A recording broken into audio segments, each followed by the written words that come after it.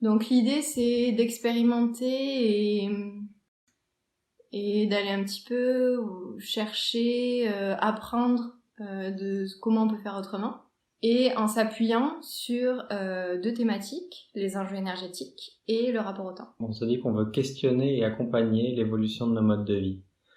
C'est-à-dire à la fois poser des questions sur tout un tas de choses qui au quotidien on ne prend pas le temps de questionner, revoir, se redemander si on peut pas faire autrement telle ou telle chose. Et avec le questionnement vient l'expérimentation, et pas proposer seulement des réflexions théoriques, mais expérimenter tout ce qu'on propose. Comment on fait pour rencontrer des gens et du coup pour aller vers eux et du coup se déplacer. Donc ça, c'était notre premier gros questionnement. On s'est dit, bon, se déplacer en cohérence avec les thématiques qu'on a envie de traiter, comment on fait? Et donc là, ça a été un processus assez long qui a abouti à un tandem couché, de vélo couché, alimenté avec des panneaux solaires qu'on a entièrement conçu, construit voilà, nous-mêmes, et qui nous a permis de faire un certain nombre de kilomètres et de rencontrer beaucoup de gens et de parler de ça. Et ça a été assez riche. Ouais, ça nous a, même si c'était pas l'objectif initial, ça nous a poussé à nous intéresser à la question du déplacement, de la mobilité. Et puis au bout d'un certain temps, on a eu envie de passer un peu à un autre sujet, mais quand même des sujets qui s'intéressent le plus possible au quotidien des gens, à des besoins essentiels qui touchent un maximum de gens. Et on en est rapidement venu à l'habitat. Après, il y a la notion qui est en filigrane aussi de tous ces projets. Il y a la notion de travail, d'activité, de ce qu'on fait de notre vie au quotidien. On peut appeler ça du travail, on peut appeler ça de l'emploi. La différence est pas forcément la même chose. Et il y a se poser la question de à quoi on veut consacrer notre temps, en fait. Plus récemment, il y a la question aussi de l'économie, qui est qui devient centrale avec la crise sanitaire qu'on traverse.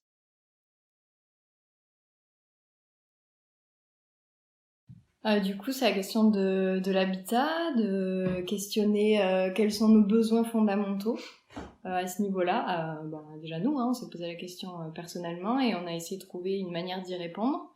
Voilà, on veut que ce soit un habitat qui nous prenne pas trop de temps en termes de rassemblement d'argent pour acheter les matériaux, pour le construire, en termes de construction en général et même en termes d'entretien ensuite. Donc l'aspect petit est arrivé en lien très fort avec ça. Il y a eu la question des enjeux énergétiques sur le choix des matériaux, d'où ils viennent, comment ensuite on vit à l'intérieur de cette maison et l'énergie qu'on va y dépenser au quotidien pour y vivre. Comme dans l'ensemble de nos activités de manière générale, il y a une forte dimension retrouver la maîtrise du sujet.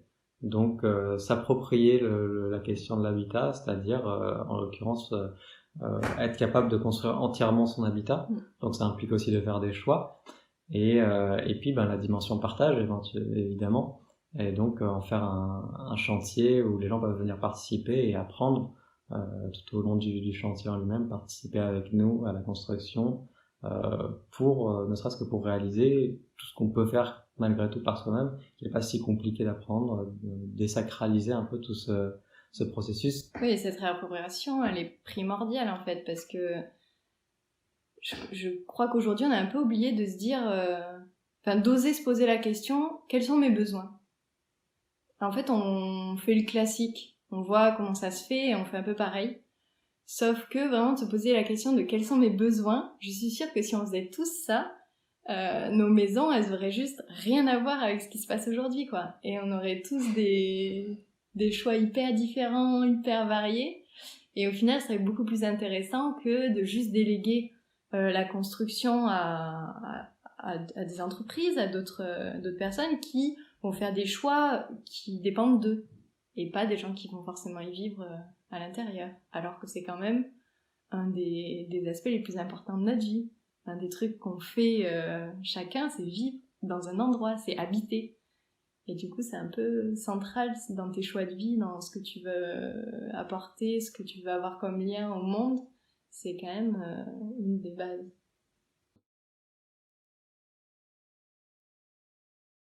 De la crédibilité déjà, de pas juste être dans le discours, c'est important pour nous, de pas avoir une forme de être d'une certaine manière moralisateur en faisant que dire et pas voilà, quand on le fait par nous-mêmes, on n'a pas le même regard de la part des autres. C'est marrant, j'aurais pas du tout dit ça en premier lieu. J'aurais plus dit apprendre. Parce que je me rends compte que par le fait de faire et d'expérimenter, j'aurais jamais appris autant sans l'avoir fait. Et du coup, dans la transmission, le fait de l'avoir fait soi-même et expérimenter, c'est top, quoi. Parce qu'on sait vraiment de quoi on parle, on peut bien en parler, ça nous évoque des choses, ça nous touche, et voilà, on sait très bien, du coup, le partager ensuite. Pareil pour le déplacement, essayer un moyen de transport qui est un peu différent. Le fait d'avoir construit notre vélo un peu particulier, on peut aussi proposer aux gens d'essayer, de se rendre compte par eux-mêmes, de se dire ah ouais tiens c'est vrai que le vélo couché c'est marrant, j'avais jamais essayé un vélo couché, c'est pas du tout le même confort, la même façon de pédaler, la même perception de l'environnement. Ça apporte tout un tas de choses que les gens peuvent vivre eux-mêmes, et vivre le truc, c'est super important pour essayer vraiment de s'approprier des changements, en fait. C'est nécessaire pour appréhender la complexité, je pense.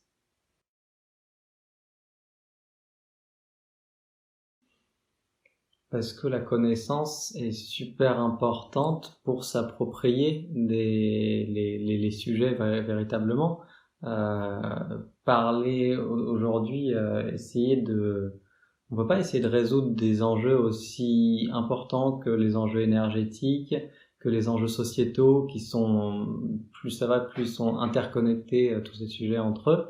On peut pas essayer de résoudre les problèmes sans connaître le fond du problème, les mécanismes qui se cachent derrière. Ça implique de savoir faire avec le fait que toute chose a des avantages et des inconvénients.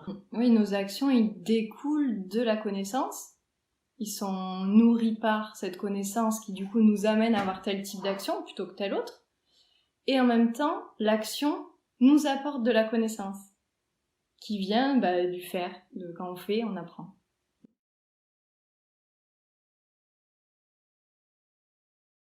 Parce que c'est extrêmement lié à l'énergie. Et l'énergie, c'est un des sujets vraiment de base des enjeux sociétaux actuels, parce que l'énergie, c'est ce qui nous a permis d'arriver à un mode de vie qui est incroyable et qui est paradoxalement problématique au niveau environnemental aujourd'hui. Et ces énergies fossiles, en fait, qu'est-ce qu'ils nous ont permis, en gagnant en confort, elles nous ont permis de nous affranchir des contraintes temporelles. Elles nous ont permis de produire de la nourriture avec énormément moins d'efforts et avec énormément moins de temps comparativement au rendement. Elles nous ont permis de nous déplacer toujours plus vite, toujours plus loin. Elles nous ont permis de nous chauffer dans des proportions phénoménales avec très peu d'efforts. Tout ça, c'est du temps gagné pour faire d'autres choses. Et c'est formidable, mais ça a été permis parce que on a découvert des énergies fossiles qui ont un rendement énergétique incroyable. C'est-à-dire que pour un petit volume, une petite quantité d'énergie, de matière fossile, comme le pétrole ou le gaz ou le charbon, on a une quantité d'énergie phénoménale. Et à l'inverse, les énergies renouvelables vers lesquelles on essaye de tendre, elles ont un rendement énergétique beaucoup plus faible. Pour avoir la même énergie qu'on obtient avec 1 litre de pétrole, il nous faut des mètres carrés de panneaux solaires ou des éoliennes immenses. Le rendement est pas du tout le même. Et donc, on n'arrivera jamais à avoir autant d'énergie avec les énergies renouvelables qu'avec les sources fossiles qu'on utilise jusqu'à présent. Et donc, ça nous force à passer dans une dynamique inverse de revoir notre rapport au temps, être à nouveau face aux contraintes temporelles dont on s'était affranchi grâce aux sources fossiles. Et souvent, c'est ça qui bloque, en fait. C'est parce qu'on n'a pas envie de lâcher. Parce que on est très content de s'être affranchi de ces contraintes temporelles, c'est formidable. Et on veut pas lâcher ça. Sauf qu'on l'identifie pas en tant que tel. Et du coup, c'est ça qui fait qu'on bloque sur tous les changements qui sont proposés. Parce qu'on est hyper contraint dans cette notion et ce rapport qu'on a au temps. Et on veut pas lâcher ça.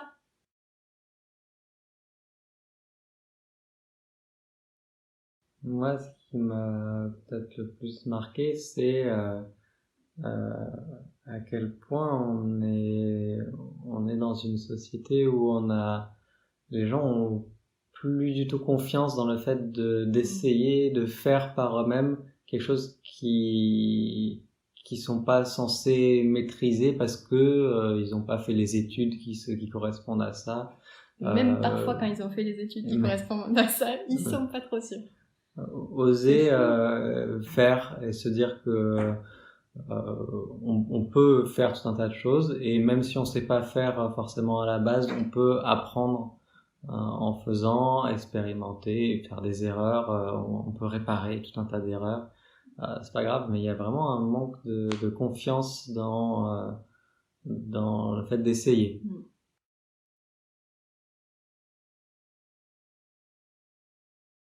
Ça nous apporte une capacité à s'intéresser à tout un tas de sujets de manière systémique, voire écosystémique, dans le sens où on peut, c'est un environnement où on peut lier à l'habitat à tout un tas d'autres choses.